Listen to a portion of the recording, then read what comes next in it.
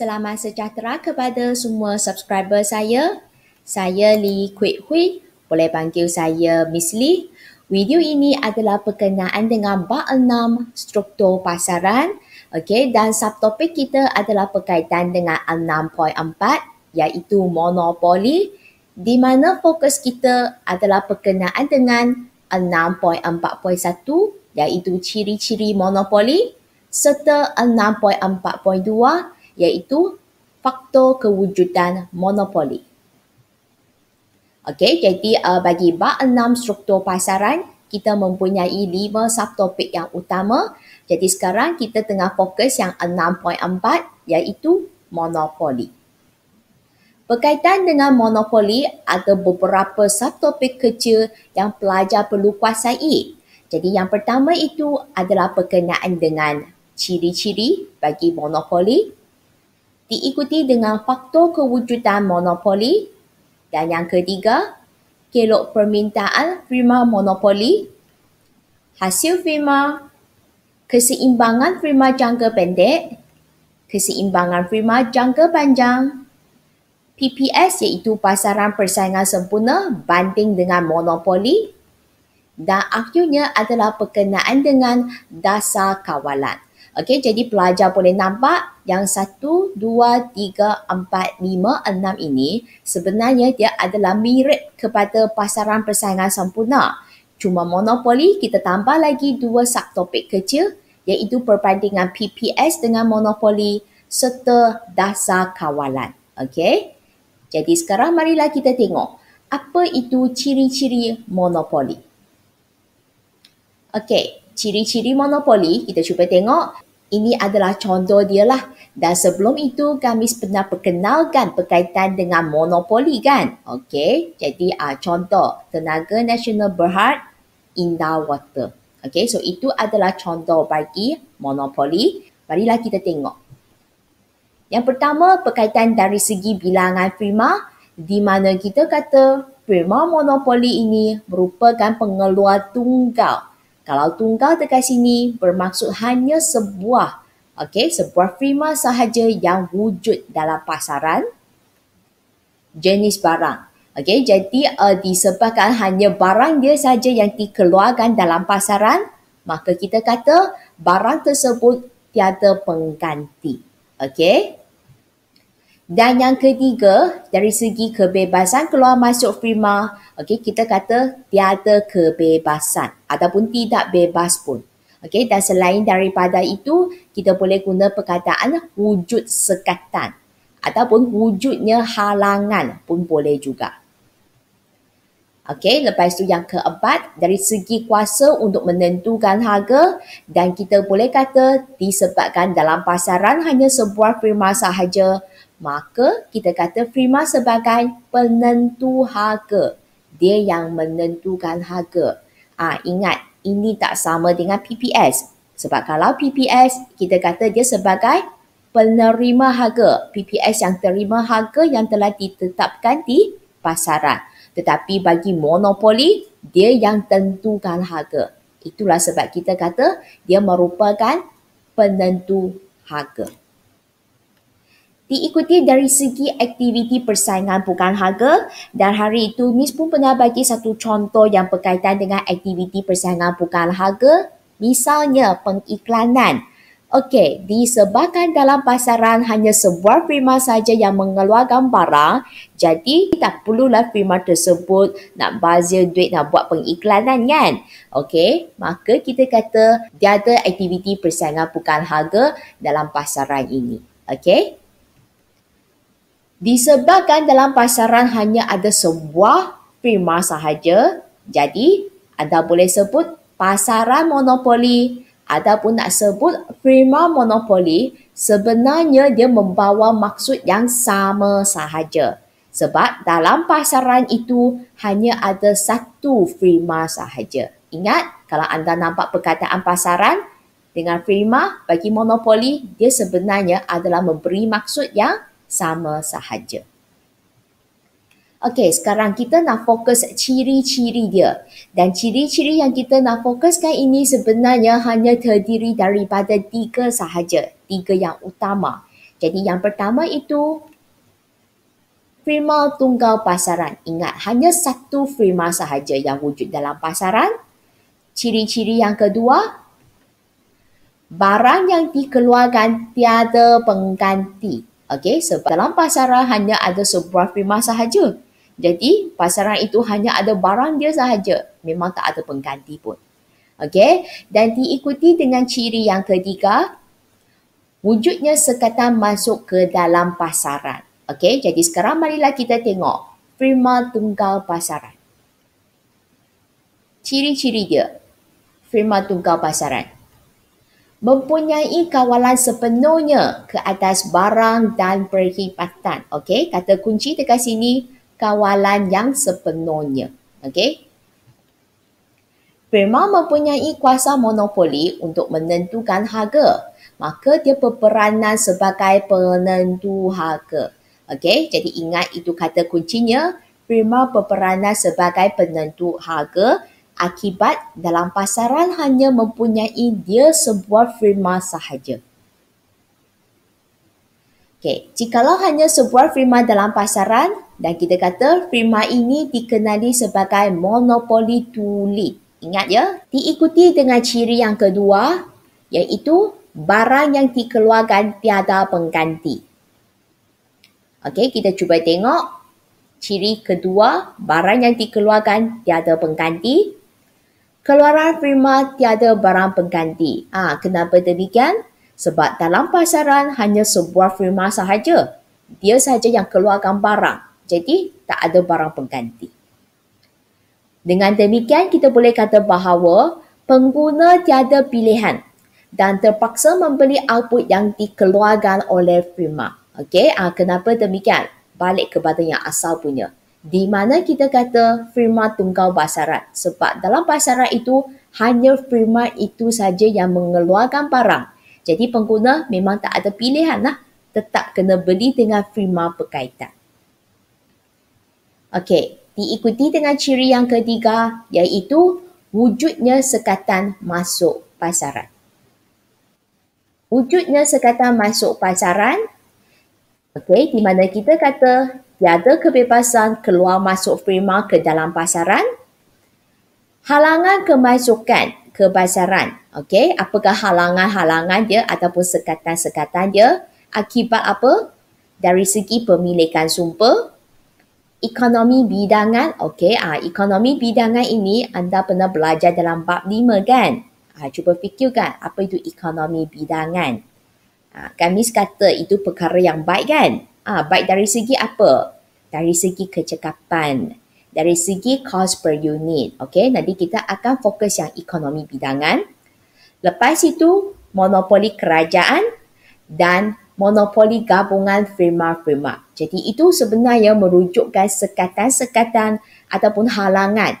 Okey, bagi firma lain masuk ke dalam pasaran tersebut. Okey, disebabkan wujudnya halangan-halangan tersebut, maka dia menyebabkan firma monopoli hanya memperoleh untung lebih normal dalam jangka panjang. Okey, so ingatlah yang ini berlainan sikit dengan PPS. Kalau PPS kan kita kata wujudnya kebebasan kan? Itulah sebab PPS menikmati untung normal dalam jangka panjang. Tetapi kalau banding dengan monopoli, disebabkan wujudnya halangan ataupun sekatan, ingat, monopoli memperoleh untung lebih normal dalam jangka panjang. Okey, selesailah perbincangan kita yang berkaitan dengan ciri-ciri monopoli. Jadi sekarang kita akan fokus tentang faktor kewujudan monopoli. Berkaitan dengan faktor kewujudan monopoli, dekat sini kita ada 5 faktor yang utama. Jadi faktor yang pertama itu adalah perlindungan undang-undang.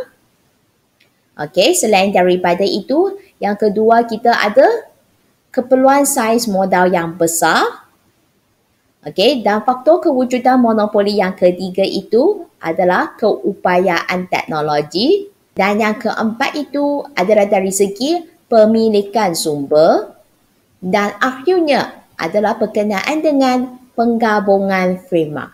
Jadi sekarang marilah kita tengok berkaitan dengan perlindungan undang-undang. Perlindungan undang-undang. Menyekat firma baru menghasilkan barangan yang sama melalui sekatan ataupun perlindungan undang-undang seperti hak paten, hak cipta dan pemberian lesen.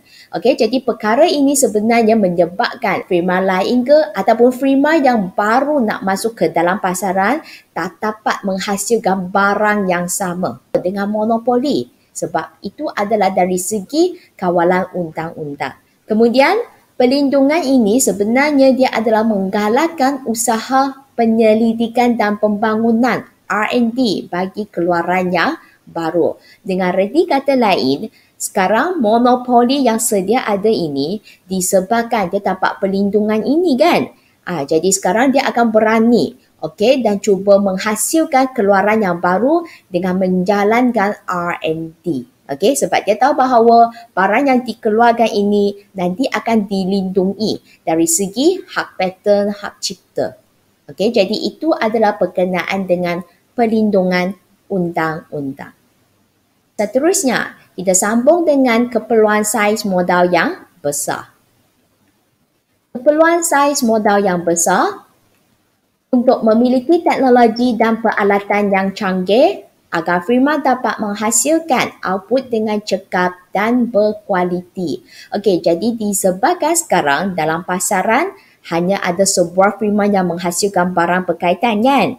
Jadi nak hasilkan barang itu kita mesti ada input. Sebab ini nak hasilkan output, jadi kita mesti ada input. Jadi input ini kita boleh kaitkan dengan faktor pengeluaran. Misalnya tanah buru modal usahawan. Jadi sekarang yang kita fokus dekat sini adalah berkenaan dengan teknologi dan peralatan yang canggih, iaitu merujuk kepada barang modal. Jadi dia perlukan mesin dan jentera yang canggih ini, maka dia sebenarnya melibatkan saiz modal yang besar. Agar dia dapat menghasilkan barang yang berkualiti dan sementara itu proses pengeluaran dia dapat dijalankan dengan lebih cekap. Dengan skill pengeluaran secara besar-besaran, untuk maklumat pelajar, skill pengeluaran secara besar-besaran ini sebenarnya menunjukkan bahawa dia keluarkan output yang banyak. Maksudnya dia mengembangkan skala pengeluaran. Jadi kita dapati bahawa firma menikmati pelbagai faedah ekonomi bidangan yang kemudian akan menurunkan kos per unit. Maksud ayat dekat sini dia adalah merujuk bahawa kalau firma mengeluarkan barang secara besar-besaran, nanti dia akan menikmati ekonomi bidangan. Jadi ekonomi bidangan dekat sini dia adalah merujuk kepada apa? Kecekapan yang tinggi dan kos per unit yang rendah. Pelajar boleh tengok semula yang berkaitan dengan ekonomi bidangan. Yang terutamanya ekonomi bidangan dalaman. Kan kita kata ada apa?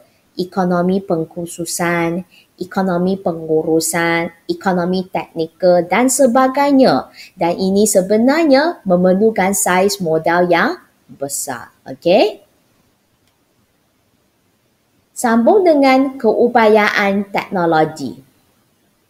Keupayaan teknologi. Pengeluaran barang memerlukan teknologi yang canggih. Poin ini hampir sama dengan tadi punya, tetapi sekarang fokus kita adalah berkenaan dengan teknologi. Firma baru tidak berupaya menjalankan penyelidikan dan pembangunan R&D untuk menguasai pengetahuan dan teknologi serta melatih buruh yang diperlukan untuk menghasilkan barang. Jadi dekat sini dia adalah fokus tentang firma yang baru ataupun firma yang ingin masuk ke dalam pasaran. Jadi firma yang baru ini dia tak dapat menjalankan R&D sebab yang ini kan melibatkan saiz modal yang besar kan. Dengan reti kata lain, dia juga tidak dapat menguasai pengetahuan dengan teknologi dan juga menghadapi masalah untuk melatih buruh demi menghasilkan barangan. Jadi poin dekat sini sebenarnya kita nak beritahu bahawa firma baru ini dia tidak menikmati ekonomi bidangan berbanding dengan firma yang sedia ada itu. Kan tadi Miss kata firma monopoli dia menikmati ekonomi bidangan kan? Jadi firma baru ini dia masih tidak dapat menikmati ekonomi bidangan.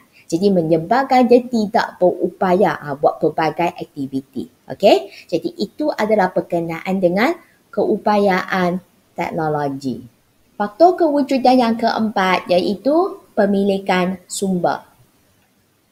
Pemilikan sumber dapat mengawal keseluruhan penawaran bahan mentah sumber yang diperlukan dalam proses pengeluaran.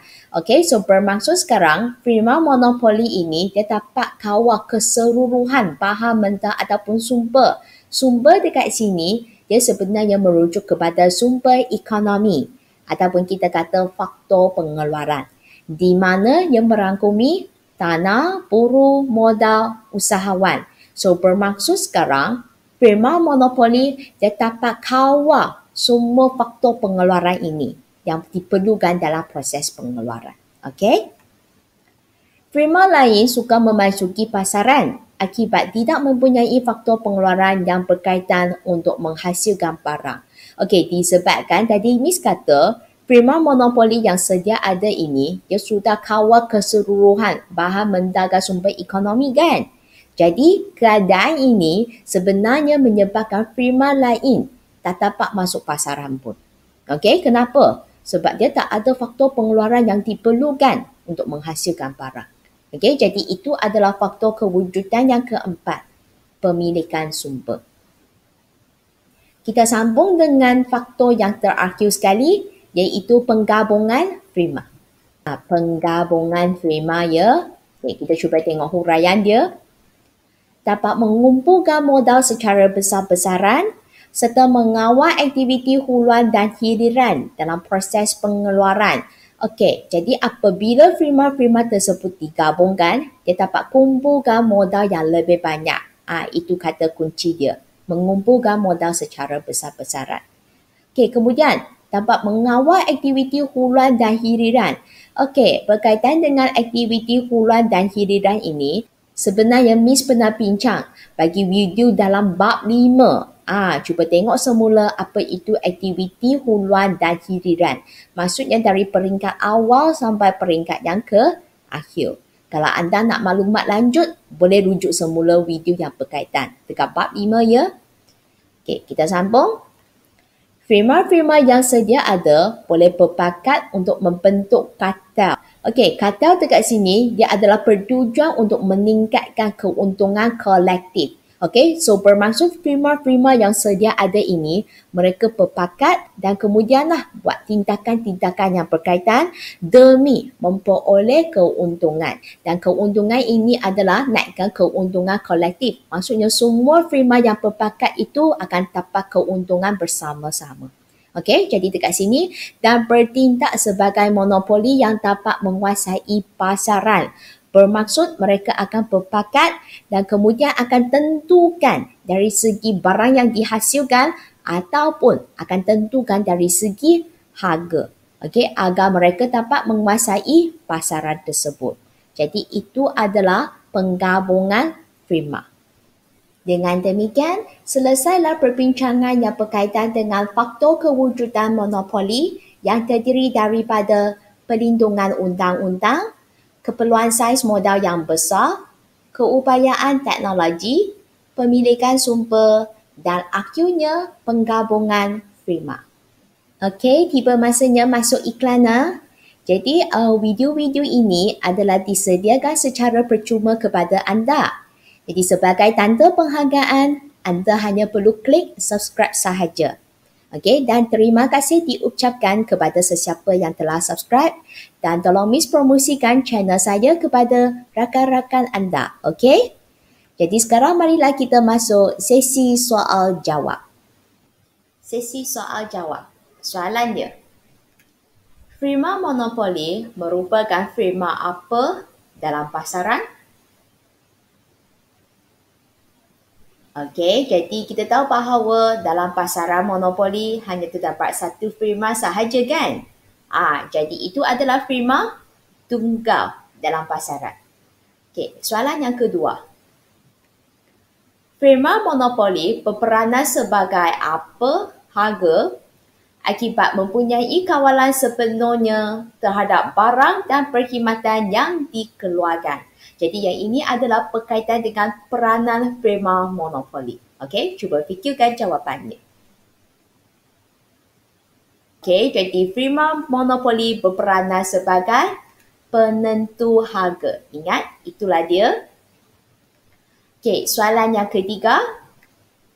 Barang yang dikeluarkan oleh firma monopoli merupakan barang apa?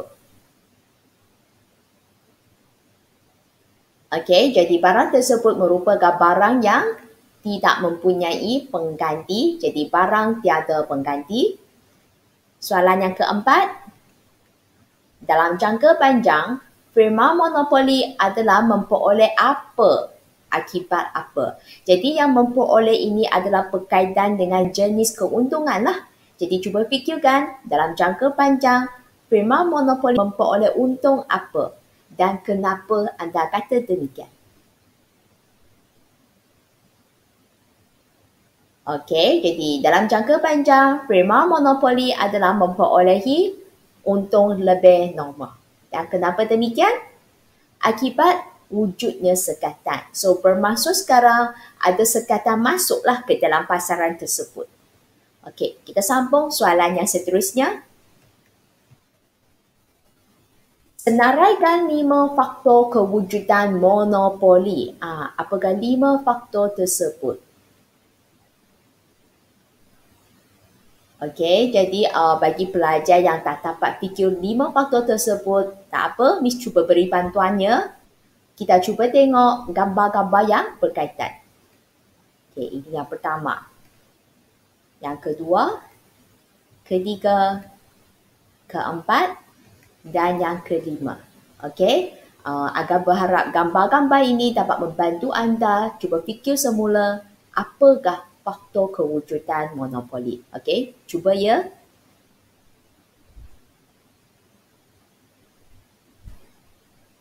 Okey, jadi untuk gambar yang pertama ini, faktor dia adalah berkaitan dengan perlindungan undang-undang. Dan yang ini pula adalah berkaitan dengan apa? Ya, keperluan saiz modal yang besar. Dan yang ini, ketiga, keupayaan teknologi. Okey, lepas tu gambar yang keempat ini, pemilikan sumber. Okey, dan gambar yang terakhirnya adalah penggabungan firma. Okey, jadi itu adalah berkenaan dengan 5 faktor kewujudan monopoli. Okey, jadi setakat ini sajalah untuk sesi soal jawab kita.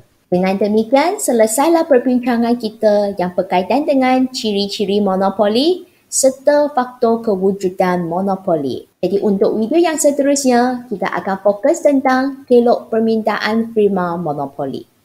Sekiranya anda suka video saya, jangan lupa subscribe channel saya, like serta sharekan video ini kepada rakan-rakan anda. Okey, jikalau terdapat sebarang pertanyaan, boleh tinggalkan soalan tersebut pada ruangan komen. Nanti Miss akan baca dan balaskan komen anda.